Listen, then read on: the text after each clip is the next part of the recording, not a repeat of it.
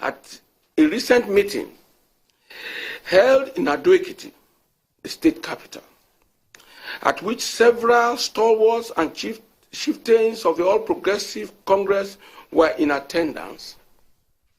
2 former governors of the state and members of the APC, namely Engineer Segun Oni and Dr. Kayode Fayemi, now a federal minister, boasted that there is no going back on the latest plans to subvert the will of the people of Ekiti, freely given.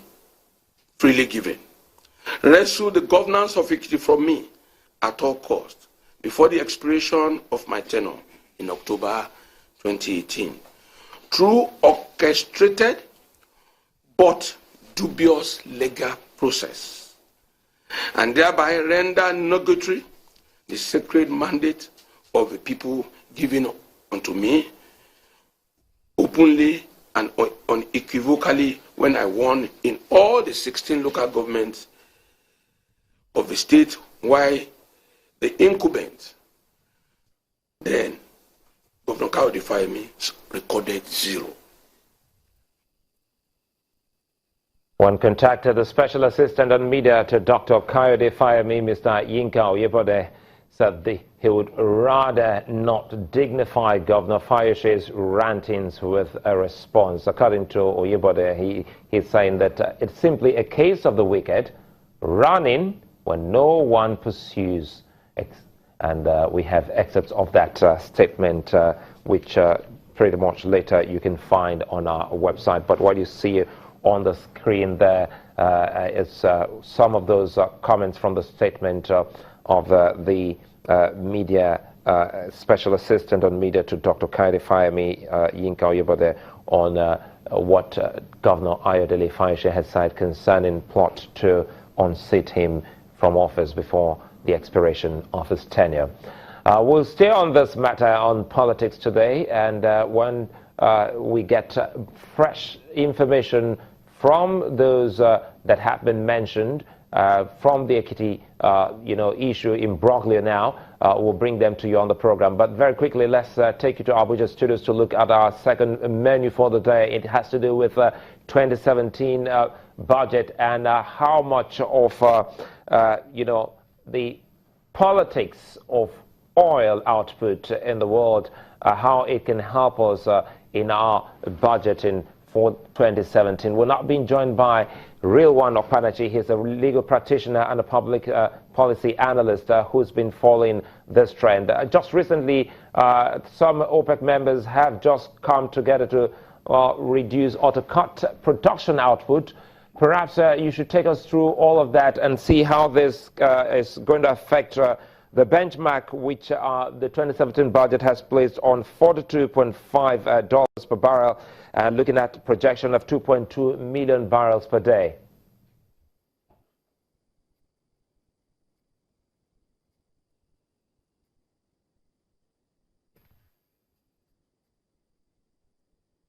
If you can recall, precisely on the 14th of December 2016, the President of the Federal Republic of Nigeria presented the budget of the Federation to the National Assembly. And the fundamentals of the budget are, one, the component of oil, the component of money coming from the oil is predicated on the production of 2.2 barrels per day at $42.5 per barrel, and at the exchange rate of 305 per dollar. That is the fundamentals. And before the budget was presented, there was an attempt by the OPEC members to come together and agree on a production cut, which they have been finding it difficult to do since 2008. But thank God, they came together precisely in Algeria, and they were able to reach that agreement. And today we are celebrating the fact that oil price is on the increase. As at yesterday, it was 58.5 per barrel, which is a welcome development when considered or viewed from the perspective of our benchmark for the budget, which is 42.5 per barrel. But looking at the sustainability of this agreement as reached by the OPEC and OPEC among themselves on one hand, and OPEC and the non-OPEC members, including Russia and other countries on the other hand.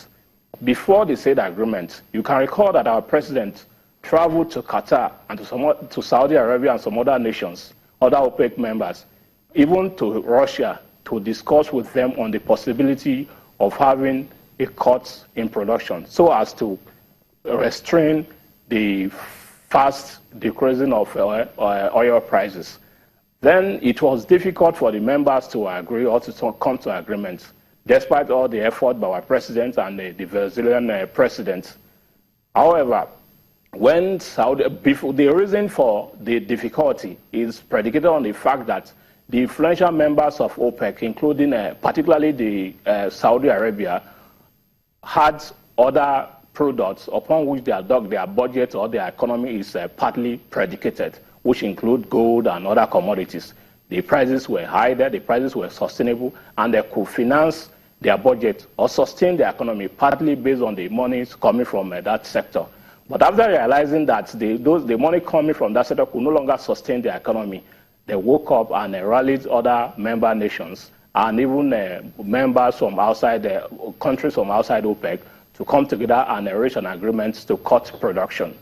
Before that time, the argument of Saudi Arabia has been that they will not agree to any production cuts until Iran accepts to be part of the agreement. And Iran has been insisting that they will not accept to any cut until they reach the pre-sanction era.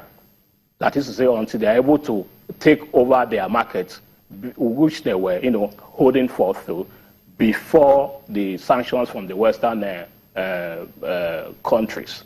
Then Russia has also been insisting on refusing to cut production because the economy was also doing well. But when being hit by the sanctions from Western countries and the USA, they also saw the need to agree to production cuts. And that is why they came together to agree on that production cuts.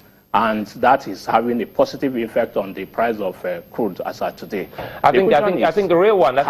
You just highlighted the issues for 2017, the good, the bad, and some ugly scenario that might play out. I'd like to thank you for that, because now we're looking at the non-OPEC members making incursion like Russia. We're also looking at the Americans with their shale oil in perspective, as well as the Niger Delta militant activities, how all of this will play out in the year 2017.